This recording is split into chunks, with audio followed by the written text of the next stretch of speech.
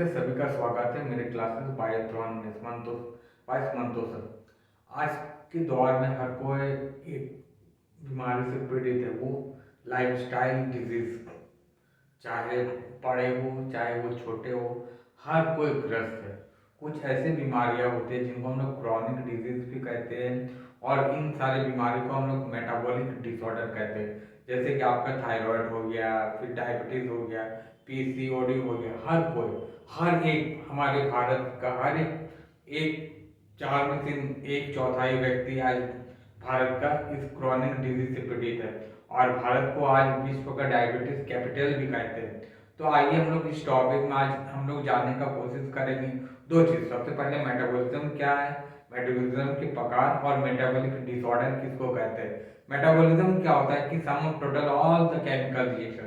मतलब कि जैसे कि हम लोग कुछ खाना खाते हैं, खाना खाने के बाद जितनी ऊर्जा की आवश्यकता होती है, बट कभी कभी क्या होता है मेटाबॉलिक डिसऑर्डर मतलब बीमारी, हार्मोनल डिसबैलेंस के कारण हमारे बॉडी में क्या होता है, कभी कभी जो इंसुलिन होता है ज़्यादा बनने लगता है, और हमारे जो भी हम लोग खाना खाते हैं वो ठीक से पाचन क्रिया नहीं होता। उसके कारण क्या होती है, कभी कभी देखने को मिलता है मोटापा हो जाना, कभी किसी का शुगर बढ़ जाना, किसी का थायराइड हार्मोन बढ़ जाना, जिसको हम लोग दो तरह के हार्मोन का बोलते हैं थायराइड में, एक वो हाइपोथायरॉयडिज्म और एक वो हाइपरथायरॉयडिज्म। तो आइए हम लोग इसमें कई चीज देखने की कोशिश करेंगे कि मेटाबॉलिज्म क्या है। मेटाबॉलिक मतलब changes the sum of total of all the chemical reaction organism plant और डिजीज। मेटाबॉलिज्म क्या, sum of total chemical reaction. मान के चलिए एक व्यक्ति है, सुबह को दौड़ता है, सुबह को दौड़ने के बाद वो जितना ऊर्जा का अपचय करता है, मतलब ऊर्जा का खपत भी यूज करता है। एक को बोलते हैं कैटाबॉलिज्म। कैटाबॉलिज्म का मतलब क्या होता है, break down of complex into simpler होना, कॉम्प्लेक्स मॉलिक्यूल का ब्रेक डाउन होना। और एनाबॉलिज्म होता है सिंथेसिस होना। सिंथेसिस का मतलब उस ऊर्जा को फिर से काम करना। जैसे कि हम लोग जानते हैं शुगर से हम लोग क्या करते हैं, सुक्रोज का टूटता है माइटोकॉन्ड्रिया के अंदर, और सारे जो केमिकल रिएक्शन होता है ऊर्जा हमारे आवश्यकता की पूर्ति होती है। बट कभी कभी क्या होता है कि हम पहले ही बता चुके हैं कि इंसुलिन क्या होता है, हमारे बॉडी का ब्लड शुगर लेवल को कंट्रोल करता है। बट जब हमारे शरीर में जब पेनक्रियाज अनाशय क्रिया अग्निशय क्रिया वो काम करना बंद कर देता है, तब क्या होता है कि हमारा ब्लड शुगर लेवल बढ़ने लगता है। दो तरह का हार्मोन होता है, एक को ग्लूकागोन कहते हैं और दूसरा इंसुलिन। ग्लूकागोन क्या करते हैं, इंक्रीज कर देता है ब्लड शुगर लेवल को, और इंसुलिन क्या करते हैं, उसको घटाने का काम करता है। उसी तरह हमारे बॉडी में थायराइड एक तरह का ग्रंथि है जिसको हम लोग इंडोक्राइन ग्लैंड कहते हैं, और इसको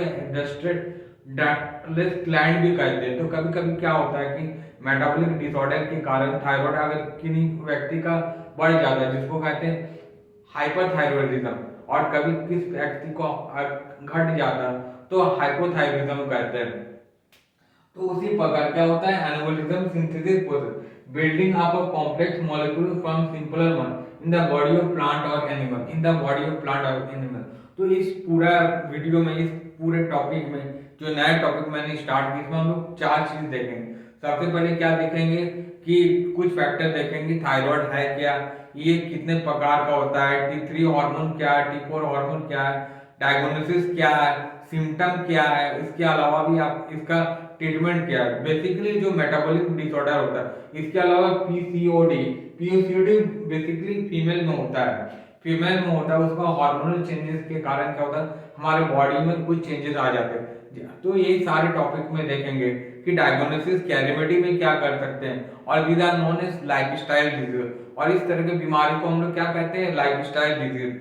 और इसमें टेस्ट क्या करते हैं, थायरोक्सिन। फिर इसका बचाव क्या, बचाव में ज्यादातर जो भी मेटाबॉलिक डिसऑर्डर होता है ये क्या है, लाइफस्टाइल डिजीज है, मतलब इसमें थोड़ा मोड़ा मॉडिफिकेशन कर हाइपरथायरॉयडिज्म होता है तो कभी कभी जो सिम्टम हम लोग को देखने को मिलता है कि बाल झड़ने लगता है, औरतों में चिड़चिड़ापन लगने लगता है, बॉडी का वेट घटने लगता है। उसी तरह हाइपोथायरॉयडिज्म में क्या होता है, थिनर होते हैं, दिन दिन थीन होते जाता है, फिर चिड़चिड़ापन, बाल का झड़ना।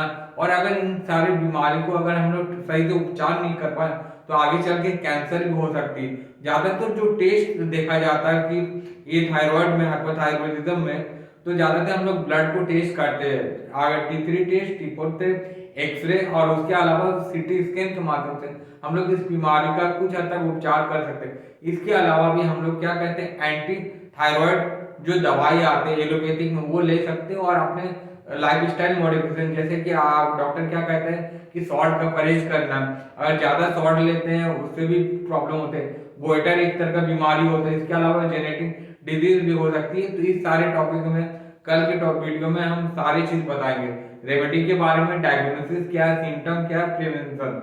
तो आप मेरा अगर कंटेंट आप सभी को अच्छी लग रही तो फिर मेरे चैनल में जाइए, सब्सक्राइब कीजिए और मोटिवेट कीजिए। Please subscribe my channel for more information regarding the metabolism and metabolic disorder. Disorder का मतलब होता है बहुत सारी बीमारी है। हार्मोन हार्मोन क्या होता है? हार्मोन एक तरह का केमिकल मैसेंजर होता है जो कि स्टिमुलेट करता है। जैसे हमारे बॉडी में पिट्यूटरी हार्मोन होता है, फिर थायराइड हार्मोन होता है। पिट्यूटरी हार्मोन को मास्टर हार्मोन भी कहा जाता है। तो ये करता है हमारे शरीर में, सबसे बड़ा क्या करता है हार्मोन का एक और काम है, ग्रोथ एंड डेवलपमेंट में भी इसका काम होता है, स्पेसिफिक फंक्शन में भी काम आता है। तो मतलब थायराइड एक इसका बहुत बड़ा इस्तेमाल है। अगर इसको हम सही से अगर उपचार नहीं कर पाए तो आगे चल के कैंसर भी हो सकता है। तो इसलिए मेरा चैनल को आइए सब्सक्राइब कीजिए और मोटिवेट कीजिए। Please subscribe my channel for more.